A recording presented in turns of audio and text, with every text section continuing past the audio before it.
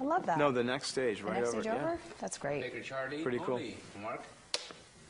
Very cool. The Warner Brothers lots, I love it there. It's my favorite lot out of anything. Whenever we go shoot there, it's just the best energy, you know? Yeah, it's got good energy. Yeah, yeah. It was nice to see you. It's good to see you as well. So a lot has changed since this time last year because you guys were just kind of starting. We were just getting it going.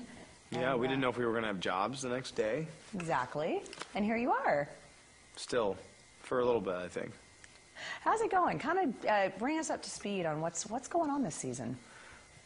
You know, Damon's been forced to sort of feel and sort of understand what it's like in this sort of human form to actually feel and care about things, which is sort of throwing him. And Stefan and Elena, you know, I think Stefan and Damon have had to sort of bind together to protect what they love. I think at the end of the day, he loves his brother, but there's this very strange wrench in between them, which is these two women, Catherine and Elena, whom they both love, hands down. I mean, it's a very odd situation, and I think they're sort of forced to set their differences aside and figure out that they have to bind together to protect what they love. And that adds a very interesting dynamic. And I think that Damon is sort of going through the human emotion of feeling and what it's like to forge relationships and raise the stakes in your life and actually care about something. And it's throwing him. And it's pissing him off in many ways. I think your fans are happy. You guys, I mean, internationally, it's astounding.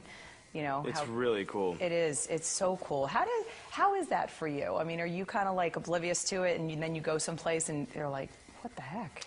That's about the way it goes, which is great and so refreshing because we live in Atlanta, Georgia, and we shoot there, and Atlanta is very good to us, and everyone, they're just very respectful and wonderful, and everywhere, but.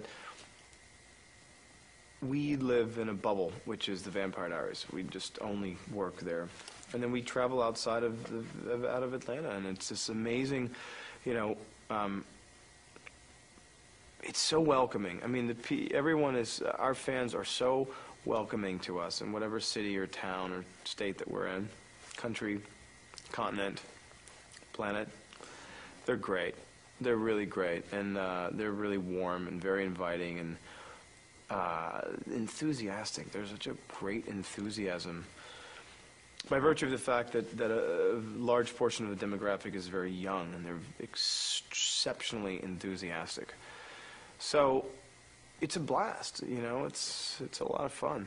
Yeah, once you hook that demographic, like the teens, tweens, any of that up to like the early 20s, if you can get them latched on, that's it. But they're so much fun and they're so giving to us, and they're so. When you listen to their thoughts and what's going through their head and sort of the stories that they come up with and the things that they conjure up in their head, and also too how well they read through the lines, you know, I think that one of the biggest, most underestimated, underappreciated demographic in the world is our youth. What we don't understand is, or don't realize is that they are wildly compassionate. They're wildly observant. And they have these mini focus groups everywhere because they're in schools. So they're constantly talking to each other and they're firing off ideas at each other. So they're very, very, very ingenuitive and very sort of caring in what they think about these storylines. And they become very invested in these characters and what their journeys are, what their plights are. And it's a lot of fun to be a part of that. It's a lot of fun to talk to a 13-year-old who just goes, and then Damon did this, and they just have all these things that are going on in their head, and you just think to yourself, whoa, man, you know more about the show than me. It's always great. It's awesome. Do you reach out to your fans' Twitter? I know Nina does a lot. She has like 4,000 Twitter fan, whatever you call it. No, I think she has 400,000. Oh, 400,000. 400,000.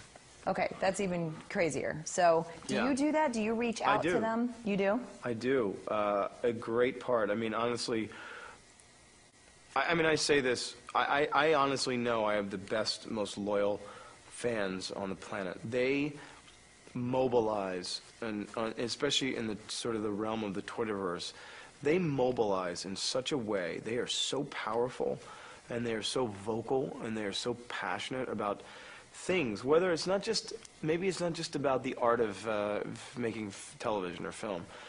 Environmental aspects, humanitarian aspects, animal rights aspects. I mean, they are so on it that it is phenomenal. It's humbling to me. It's humbling.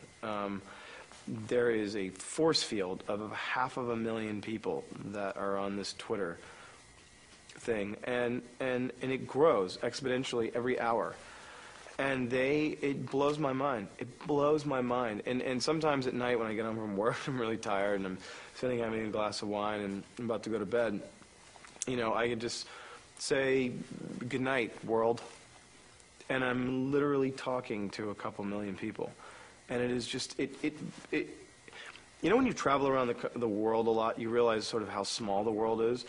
And this interconnectivity of what this communication company, Twitter, has done, has brought everyone together in such a strange way that when you get into bed, you really feel as if you literally just said goodnight to a couple million people.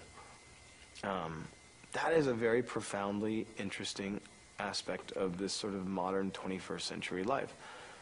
It's so cool. And anything that you're passionate about, people find passion within that. And it may spark an idea in them. It may spark some 15-year-old kid to start a recycling program in their small town in Ohio, and it happens.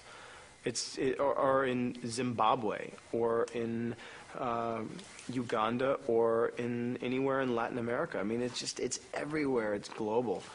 It's a really, really, really cool thing. So cool. They're cool tools, that and they Facebook are. And everything. Yeah. Especially if you're putting out positive things to the people who respect you and looking up to you. And it's great. And when you look at their responses, Facebook as well. My foundation, I launched a foundation that deals with Facebook, and it's amazing. I mean, if you're putting that amount of good energy out there, and you have that amount of good energy coming back, then there is actually a transfer of really positivity. It's really cool. What's your foundation called? It's called the Somerhalder Foundation. And I launched on my birthday, December 8th, and the response has been overwhelming from the world. So I thank them so much. I mean, we had donors from 195 countries, and they still come in every day. Pretty powerful. Amazing. Yeah, good. it's awesome. Well, I'm glad you're doing good with your fame, your notoriety, everything that comes along with this. It's Thank great. you. It's awesome. It's really great. Thank you. Yeah. Congratulations to you guys. It's a pleasure. Thanks so much.